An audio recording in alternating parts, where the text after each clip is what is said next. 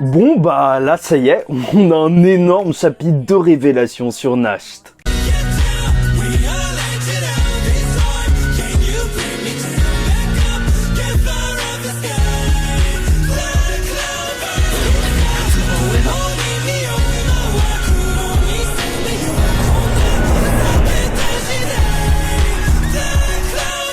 Mesdames et messieurs, ici Chaz et on se retrouve aujourd'hui pour la review du chapitre 285 de Black Clover, joué en équipe en enfer. Parce que oui, t'as Nasht et ses démons face aux deux démons jumeaux. Et déjà, ce que je voulais vous dire, c'est qu'il y a un énorme parallèle avec les épisodes qui sont en cours de diffusion, parce que t'as bientôt la révélation de Nasht, il arrive dans le prochain épisode, et d'ailleurs, l'épisode de cette semaine, il était juste incroyable, le 167 je crois, franchement, allez voir, vous allez kiffer.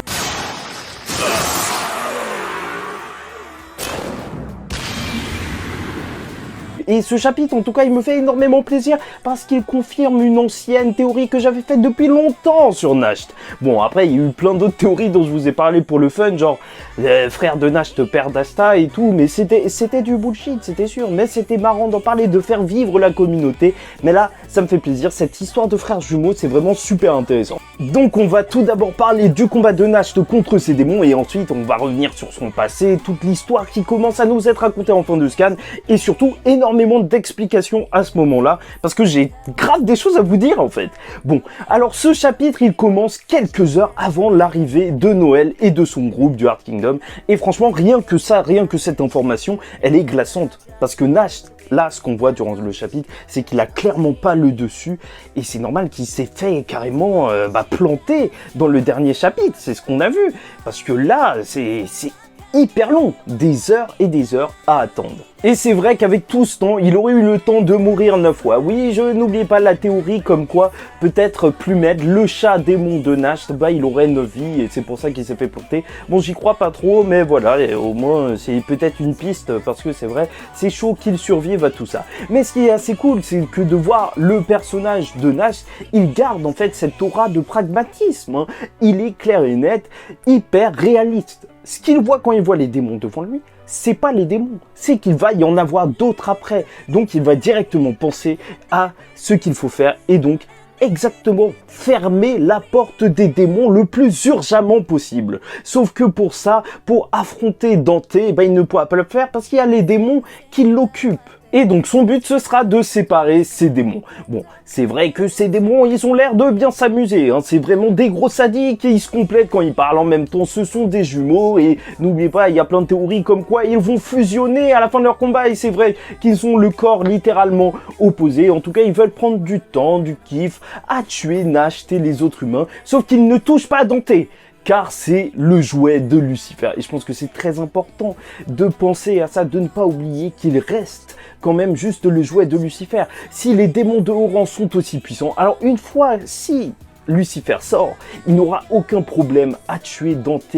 Et là, ce sera vraiment très sale parce que ce serait le juste retour pour Dante qui tue n'importe qui, n'importe quand, n'importe comment. Là, il voulait s'amuser, il est content de voir les démons en plein milieu du monde, enfin voir des combats où tout le monde galère, ce sera à son tour. Et croyez-moi, il rigolera moins le Dante. Et on peut remarquer la bravoure de Jack quand même, qui continue de se dresser face à Dante alors qu'il est clairement passé à une étape supérieure et même si Nasht ne pense pas qu'il va gagner, il est obligé de lui faire confiance. Et déjà, je pense que c'est un premier élément, il faudra s'en souvenir parce que le développement de personnage de Nasht, il passe par ces étapes. Faire confiance à des gens alors que c'était un personnage hyper solitaire. Bref, c'est là qu'on va voir l'apparition de son coq, son poulet si tu préfères. Wargunner, là c'est la première traduction anglaise donc c'est assez chelou comme traduction, mais en même temps c'est quelqu'un qui attaque à distance en fait, ce démon poulet, enfin coq. Donc voilà, ça semble assez logique, même si j'aurais vu plus une forme offensive de corps à corps, parce que le coq c'est connu pour les combats de coq, la France et tout, tu connais. Bon, bref, le mode Gaius, faut le dire, inspiré des médecins de peste, ça claque, ça marche super bien et c'est vrai que c'est assez dommage parce que même si on le voit là et en plus utiliser une attaque à distance, donc Wargunner, tu vois, avec des mains qui vont attirer les démons au sous-sol ou en tout cas à un autre étage pour les éloigner, c'est la seule chose qu'on le verra faire de ce scan, donc j'en attends beaucoup plus, surtout que son démon de chat, il avait plusieurs pouvoirs. Il avait les pouvoirs des yeux pour voir, je sais pas, l'autre bout de la ville, enfin en dessous du château. Et en plus, il pouvait se déplacer avec beaucoup d'agilité. Donc là, ce serait cool qu'on en voit peut-être un petit peu plus. Et donc Nash va vraiment s'en occuper. Ce sera lui qui sera l'adversaire de ces démons. Les bâtards de démons, comme il dit.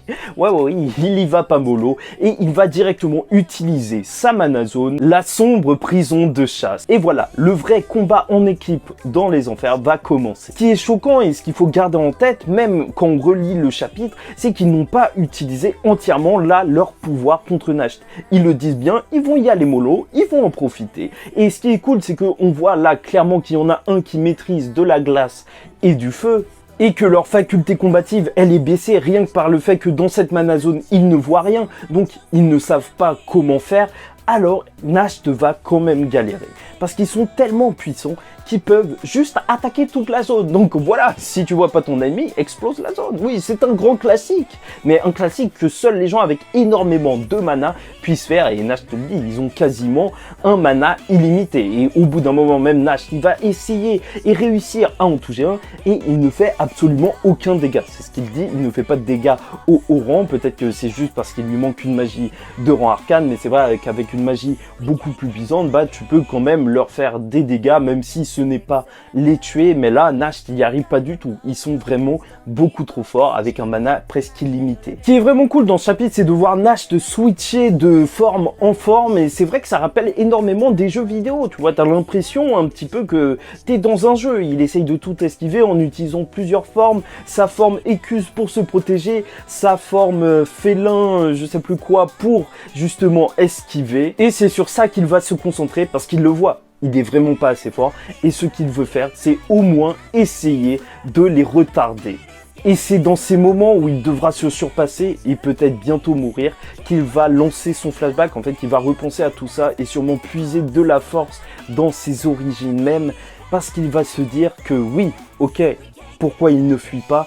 De toute façon, quoi qu'il arrive, il s'en fiche s'il meurt. Comme quoi, c'est vraiment une grosse histoire qu'on va avoir sur Nash. Bref, je m'arrête ici, n'hésitez pas à liker, commenter et surtout vous abonner si vous suivez chaque semaine les reviews Black Clover.